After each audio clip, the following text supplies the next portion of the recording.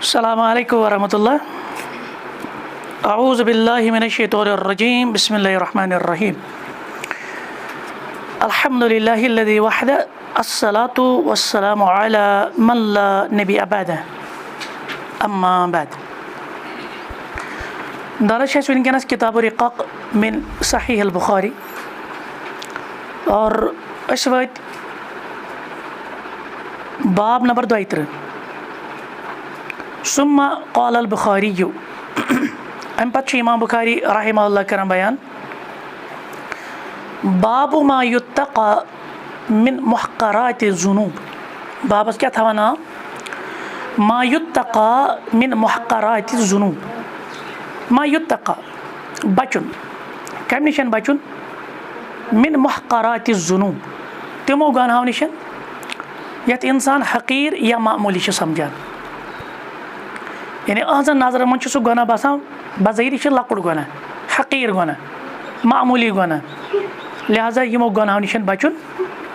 यह बाब थवा नाव और यह मिल सही बुखारी मज नंबरिंग एतबार हदीस नंबर 6492 6492।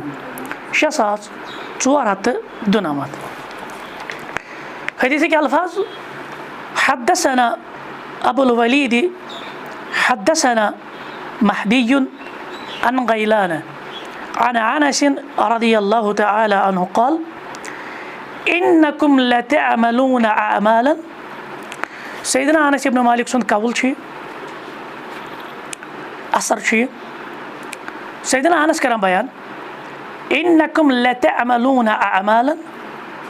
पन्नन दौर केन यम अमिस ब्रोह कन लुक तिमन करान खिताब तुम छो तिम काम करान हिय अदक्कु फी अयुनिकुम मिन अश्शअर, युस तै बासान छो मसवाल खोत ज़ाविल। मतलब यह बारीक आसान, हल्का आसान, हकीर बासान बज़ाहिर। यानी तुम छो तिम काम करान, तिम गुनाह करान तह बज़ाहिर बासान यह मसवाल तम खोत हल्क, तम खोत हकीर। तुम नजर मन ती वजन इन कुन्ना लनउद्दुहा अला अहदिन नबी सल्लल्लाहु अलैहि वसल्लम मिनल मूबिकात। अस यमने चीज़ान नबी अलैहिस्सलातु वस्सलाम सन्दिस दौरस मज गंजरावान मूबिकातों मज। वो मूबिकात क्या गई बन के वना क़ाला अबू अब्दुल्लाह। यह कुछ अबू अब्दुल्लाह यानी इमाम बुखारी रहमतुल्लाहि अलैह सो कर अत लफ्ज़ शरह दपान यानी बिज़ालिका मूबिकातुक माने अल मुहलिकात, हलाक करने वाली चीज़। हदीस मफ़हूम आवा समझ?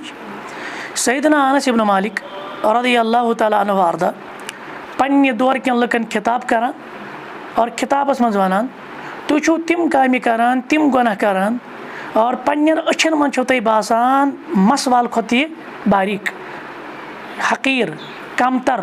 यानी तह बासान यह कह चीज़ यह मामूली, मगर यह चीज़ यह गुनाह गंजरावान नबी अलैहिस्सलातु वस्सलाम सन्दि दौरस अंदर मूबिकातों अंदर, यानी हलाक करद चीज़ों अंदर। कौलुहु मगर इब्न उसैमीन रहमहुल्लाह मुशरह दपान सैयदना अनस सुंद यह वनुन ना गोड़ वनान कि इमाम बुखारी सबन यह बाब गंडुन मा युत्तक़ा मिन मुहक़्क़िराति ज़ुनूब, यानी हकीर या मामूली गुनाहों निशन बचुन। आई मुराद क्या मा यजिब अन यत्तक़िहिल इंसान मिन अज़्ज़ुनूब अल्लती युहक़्क़िरुहा। यानी अकिस इंसान वाजिब कि यह बचाए पनुन पान तिमो गुनाहों निशन बज़ाहिर यम गुनाह अमिस बासान लकट, बज़ाहिर यमन गुनाह निश अमिस कम बोड़ हैसियत, बज़ाहिर अमिस बासान यम हक़ीर मामूली, मगर अमिस पज़ तिमो निश त पनुन पान लाज़मी बचाउन। व यक़ूलु फ़ीहा और पत्त क्या लुक वनान यह गुनाह करित दपा हाज़िही सग़ीरा, हे यह लकुट, वल्लाहु गफ़ूरुर रहीम, और अल्लाह ताला मग़फ़िरत करन वोल, रहम करन वोल। बात समझ में आई?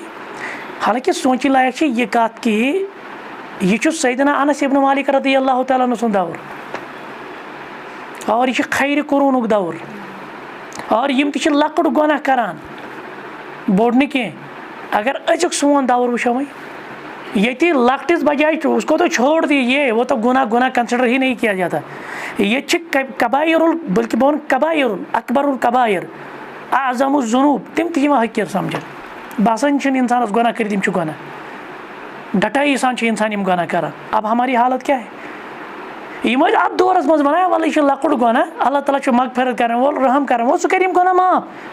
मगर मालिक बिन अनस रहिमहुल्लाह अत पे रद्द करान वलाकिन नकुल, मगर अस क्या वनो युथन साहिबन यम दपान यम गई लकट गुनाह और यम हकीर, अल्लाह ताला मगफिरत कर वोल, रहम कर वोल, सह कर यमन माफ। अस वनो इय्याक अन तुअव्विद नफ्सक अला हाज़ा, यह पन्निस नफ्सस दिख अमे एतबार धोख, यह पन नफ्स तरीकस पे पकनावक, ज़ समझा वल यह गो लकुट गुनाह सहल, रब मगफूर मरहूम अलियाज़ु बिल्लाह, रब मगफिरत कर वोल, रहम कर वोल।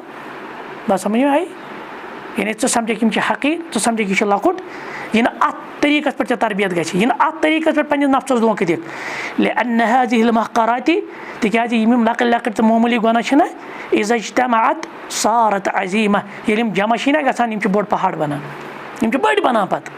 फ़इन्नल जिबाल मिनल हसा, तिकाज़ पहाड़ कमो सह बनियोमुत, लक्चो लक्चो कन्यो सह, गोड़ लक्चो लक्चो कन्य यम जमा गसान और यम कत बनावान पहाड़स। सुम्मा इन्न हाज़िहिल महक़रात, और यम पत यम हकीर गुनाह इज़ा अव्वदल इंसानु नफ्सह, येल अक इंसान पनुन नफ्स अथ पर पोल, अथ पर पकनो यह तर, यानी समझ यम वल लकट, यम हकीर, यम मामूली, न्यू यह ज़्यादा सीरियस मसले। सहूलत अलैहिल कबाइर, पत कबीर गुनाह तह सहल अंगारी करान, बसान कबीर गुनाह तह सहल। गो लकुट गुनाह अगर न बचक, लकट गुनाह नश अगर न बाज रूजुक, यह लकुट गुनाह कोत वातनाई कबीर गुनाहस निश।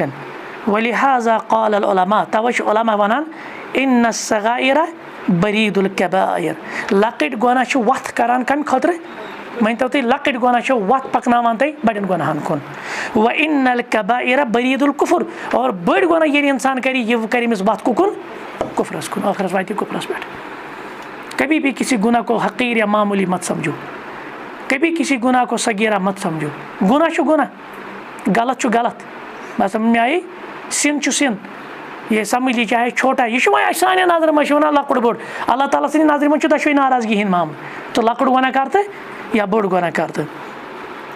इज़ इन्नल इंसान यरतकी वल्इयाज़ु बिल्लाह, ये इंसान ना यम लकट गुनाह पे रोजान, यानी करान गुनाह, पे बसान तूत मसल तहन, दपान वाल गो मामूली अमुक सहल, मरहलतन मरहलतन स्टेजन मज वार वार वार वार कोरुन गोड़ पत कोरुन ब्याक, पत कोरुन ब्याक, हत्ता यसिला इला गायतिल मासिया, यूत काल अमिस वातनावन डायरेक्ट अल्लाह ताला सद नाफरमानी पे।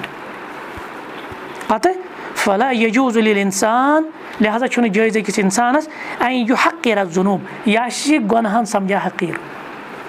इससे पहले भी हमने कहा ना, यम इशारा कोर कि अहज नजर मज आशना गुनाह का हकीर के, और अहज नजर मज आशना का नीकी लकट, लकट से लकट नीकी तह गि कर, और लकट से लकट गुनाह निश तह गि बाज रोजुन। आ समझ? लिअन्न ज़ालिक यज़ुर्रुहु फिल हाजिर वल मुस्तक़बल, तिकाज़ यह वातनाय अमिस नुकसान प्रेजेंटस मज तह, और यमन गुनाहन नुकसान तो वबाल कत मज आसे अमिस मुस्तक़बल फ्यूचरस मज तह। गो लिहाजा गि इंसान तकसीम पाने कर, पे बह वन यह गो लकुट वल सहल अमुक, यह उलमा कम मूजूब तकसीम कर्म, यानी यह समझाने मूजूब कि ये गुनाह पे गि अल्लाह बचन, कह गुनाह तुत यह गि खारिज अन मिल्ला। आओ समझ? यह हलाक शुदा गुनाह अंदर, मगर शायद पन्नी जाय न्यू यह वल यह गो सगीरा गुनाह, यह गो कबीरा गुनाह, सगीरा शायद जायज़ कर, कबीरा जायज़ कर, दोनों गुनाह गुनाह है। सुम्मा ज़करा असर अनसिन, अम पतन कोर इमाम बुखारी सोबन यह तम बाबस वजाहत, अम पे इमाम बुखारी सोबन रहमतुल्लाहि अलैह कम सुद असर सैयदना अनस इब्न मालिक सुद रज़ियल्लाहु तआला अन्हु अर्दा, क्या वनान असरस मज अन्न अन्नास फी अहदिही कानू यअमलून अअमालन युहक्किरूनहा, तहंदिस दौरस मज लुक करान गुनाह, और तिमन गुनाह समझा लकट, हालांकि तिम हकीर, क्या बाप पाने वनान तिम कह कबीर करान कह, बल्कि लकट हकीर मामूली गुनाह। वकान सहाबतु रज़ियल्लाहु अन्हुम यउद्दूनहा फी अहद नबी मिनल मुबिकात, मगर असहाबे रसूल अलैहिस्सलाम समझान यमन गुनाहन यमन मामूली हकीर गुनाहन तह पैगंबर सबनिस दौरस अंदर क्या मुबिकात अंदर, यानी मुराद आई अन्नहुम यस्तअज़िमून, तिम समझान बड़ बार मसला, बड़ बार डेंजर, जिसको हम कहते हैं ना डेंजर, ये बड़ा डेंजर वो कंसिडर करते थे। और आज कबीरा तक सगीरा निचन कथ, अल्लाह ताला बचीन बड़ बड़ मामले कर, हत्ता कि कुफरस तान तह गुनाह गसान, तो फिर भी हमें बाल मतलब बसान कोई मसला। अच्छे तम पत्ते वना हकीर हालांकि अकिस हदीस मन आमुत सुनन तिरमिजी मन कि सुनन इब्न माजाह मन हदीस कि नबी रहमत सल्लल्लाहु अलैहि वसल्लम फरमा आयशा रज़ियल्लाहु अन्हा कहाँ हकीर गुनाह करे जन हकीर कहाँ गुनाह यानी आप किसी गुनाह को मामूली समझेंगे फिर गुनाह करेंगे वो भी नहीं करना। और मुस्नद अहमद किस हदीस मन पैगंबर करीम सल्लल्लाहु अलैहि वसल्लम अख तशबीह दिसमत अख तमसील बयान करमत कि नफर क्या शे कि ये अख नफर गो अमिन जीन हर ब्याक नफर गो अमिन जीन हर इथे पे वारिया नफर ये सारी अख खर यह क्या बनो यह बनो जीनुक अख ढेर यह समझो तमसील अगर इंसान गुनाह कर बन बड़ बार ढेर पत तो वयरौना अन्नहु मुहलिका और सहाबा समझन हलाक कर गुनाह अंदर। अम्मा फिर असर अलबत्ता ये दौर उस अल्लज़ी बलगहु अनस ये तो तम सैयदना अनस वोत क्योंकि आपको मालूम है सैयदना अनस रज़ियल्लाहु तआला अन्हु अर्दा अल्लाह के रसूल अलैहि सल्लम की खिदमत किया करते थे और ये बहुत छोटे थे उस वक़्त। तो फिर ये कहाँ पहुँचे वक़्त बलग इला हवाले 90 तकरीबन ये 90 के एज तक पहुँचे। आओ समझ गो अत दौरस मज गोडनिचि सदी मज फ़कत तगय्यर अन्नास लुकन हिंद हालात बदले और आज तो बात ही अलग है। आज गए 1400 वरी ये दौरस मज बदले हालात दौरस मज बदले लुकन हिंद मामलात हत्ता सारत कलिमातु इंदहुम लैसत बिशै हत्ता कि यह लफ्ज़ ओस ना यम बसान तूत अहम के यानी यम अल्फाजन कमज़ोर समझान यम गुनाहन कमज़ोर समझ तथ दौरस मज इस खैर कुरूनुक दौर आज तो हम बिलावला इसको कम समझते हैं। आज कूत कथन हुंद असर आज कूत वाजुक असर आज कूत दिल सोन फटान मतलब हमारी हालत क्या है। फसारल इंसान यगताबु वयनुम पत वुच अजुक दौर क्या अजक दौरस मज इंसान गबत त करान अजक दौरस मज इंसान चुगल त खेवान वला यहुम्मुहु शैउन मिन ज़ालिक और यह बासान अमिस कह बोड़ मसला यह कंसे दस्तार त वालान यह कंसे इज्जत उछालान यह कंसे बदनाम त करान बेस बसान पे मुसीबत ब्याह दीन की खिदमत किस नावस पे काम गसान। वो लोग इसको दीन की खिदमत समझते हैं और लोगों का जो इज़्ज़त है ना उसको उछाल लेते हैं, गैबत करते हैं और लोगों को मुतनफ़िर करते हैं, कहते कि नहीं ये ऐसा है वैसा है, हालांकि वो हकीकत नहीं होती है। सोच गैबत सोच नमीमा व रुब्बमा अशअल फतील फितना और क्या फितन गर करान तम मज दिवान रेह असल फतील वन इंग्लिश इग्निट करनस कुन साइंस मज क्या वन इग्नाइट वन कुन दिन मतलब हर दिन जीर दिन ठीक तो यम क्या फितन गर करान या फितनस क्या दिवान हर बिकलिमतिन वाहिद अकोई कथ वन यम ज्यादा कथ करान कह यम क्या त्रावान ये वन कशर मज क्या वन मरवान फ्योर आ समझ। तो ये क्या करते हैं यम जहरीला लफ्ज़ त्रावान अख नुक्त त्रावान पे तम नार और तमें लफ्ज़ सह क्या हेवान पे नार हेवान गो यम मामूली अख वर्ड मामूली अख कलिम मामूली अख कलाम वनान और तम जहर फैलान तम फितन फैलान ला यारा हशयन पे वन अम गो ये दपा यह तूत मसल तुम कत नो बली सीरियस तुम कत ज्यादा गना सेंसिटिव निवान तुम कत अत मज ज्यादा ये करान। अरे इससे तो आप देखिए किसी की इज्जत आपने उछाली, इससे तो देखिए आपने किसी को बदनाम आपने किया, इससे तो देखो आपने कितना फितना उजागर किया और आप कह रहे कि ये कोई मसला नहीं है। तो फलिज़ालिका हज़्ज़र अनसुन लिहाजा कुर्ता वही तहज़ीर सैयदना अनस इब्न मालिक रज़ियल्लाहु तआला अन्हु मिन हाज़िहिल महक़रात यमो लकट्यो मामूली गुनाह या अल्फाजो ज़रिए सो या अमली हिंद ज़रिए च समझ तथ लकुट लेकिन यह बन बोड़ बार मसल।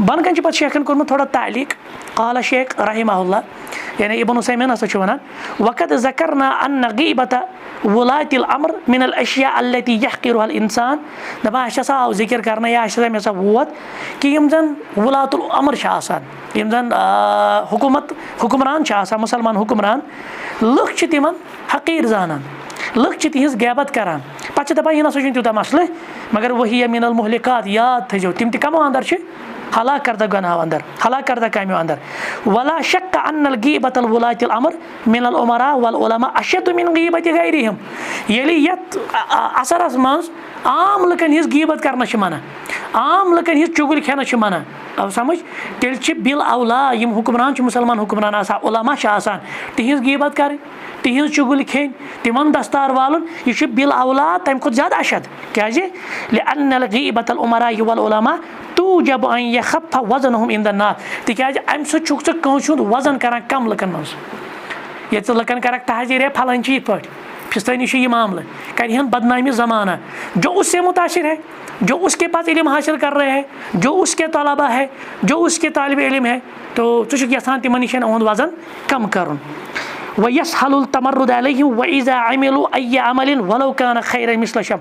अगर यम तिस काम ति करन ना, ये पर आफ्ताब छ आसान नप नप करन, यम छ करन तिस काम, युन छ त्युत कंट्रीब्यूशन, ये छ तिस खदमत दिन खतर, मगर लोग क्या छ लम यरन नासु फीहि फजलन, लोग छ युन ये वुछान मामले, यम छ सिर्फ मामूली कुन जाय क्या गो बनाओ सा ये तानो तशनी करनुक जरिए, कर सा अमिस पे मलामत, तक पर्सनल इंटरेस्ट, वो हंग तो मंगे गसान, तक पन ज़ाती मफाद आसान, तक पत्किन बिल्कुल सह ग्रुप तो लॉबी सिस्टम चलान। मगर याद रखें आप, जब आप किसी दुआत, आप किसी ऐसे शख्स को जिससे लोग मुतासिर है, जिसका लोग सुनते हैं, जिसके पास लोग इल्म हासिल करते हैं, उसकी ज़ात को तान करते हैं, या इसी तरह से मुसलमान हुक्मरानों की ज़ात को तान करते हैं, ये लकुड़ मामला, ये बड़ा संगीन मसला है।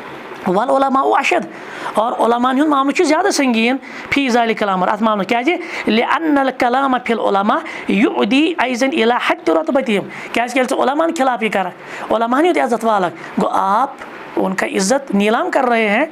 व अदम कबूल मा जाअ बिही मिन अश-शर्अ, लोग क्या मानन, हम गई मौलवी, यही तो आज है ना, यम गई सान उलमा, यमन अंदर ये तिमो बूझ back story, one side story है यमन, फिर जो वो उनसे बात करेगा ना, जो शरीयत लाएगा ना, या शरई कोई बात करेगा, यम रटन सो कत पत आओ समझ, ती ना फ़यकूनु हाज़ा रजुलु मुतसब्बिबन फी रद्दि शर्अ अल्लज़ी जा, क्या ये शख्स बनो पत जरिए शरीयत आय रद्द करना। लोग छ मौलवीन हुंद वाज बोजान, लोग छ अमिस आलिम सुन बोजान, लोग छ अमिस दाई सुन बोजान, क्या अमिस मुतलिकन तनफीर कर्म, अमिस मुतलिकन लुकन बदगुमानी कर्म, अमिस इज्जत वोलमुत। बहरहाल आप ये पढ़े, ये बड़ा ही इंटरेस्टिंग है। तो खुलासा यही है कि हरगिज़ भी इजाज़त नहीं है जब आम किसी शख्स की ग़ीबत करनी, उसका इज़्ज़त उछालना, उसके मुतलिक तनफीर करना जायज़ नहीं है। तो उलमा और उमरा उनके मुतलिक भी तनफीर करना जायज़ नहीं है। ये बड़ा दिलचस्प पच्चीस मुख्तलिफ सवालात कर अत मज़न, तो वो आप इंशाल्लाह देखेंगे, बिल्कुल आसान है। सुब्हानक अल्लाहुम्मा व बिहम्दिक अशहदु अल्ला इलाहा इल्ला अंत अस्तगफिरुका व अतूबु इलैक।